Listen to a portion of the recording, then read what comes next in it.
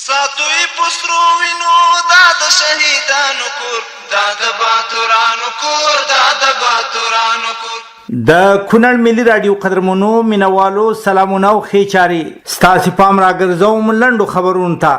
د کونړ نورستان لویه لاره چې د وټپور ولسوالۍ اړوند د قمچۍ په ساحه کې د وروستیو سیلابونو له امله تخریب شوې وه، د ټولګټو چارو ریاست په هلو ځلو بیرته د ترافیکو پر مخ پرانستل شوه.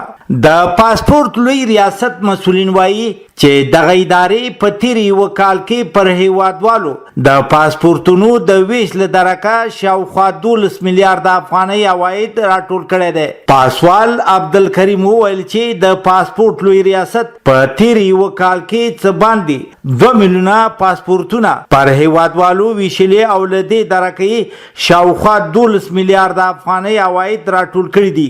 دغه راز د بهرنیو وګړو د ویزو د تمدید په برخه کې د اسانتیاو د برابرولو له درکات باندې 1 میلیون امریکایي ډالر د دولت خزانې ته ورزیات شوي دي. د افغانستان په جنوب لویدیځه حوزه کې د ملګرو ملتونو استازي الکساندر د سه شنبې په ورځ د کندهار مرستیال والی حاجي ملا محمد صادق انقلابي سره په کتنه کې ویلي چې ملګري ملتونه هڅه کوي د افغانستان او نړۍ ترمنځ د باور کچه لوړه کړي.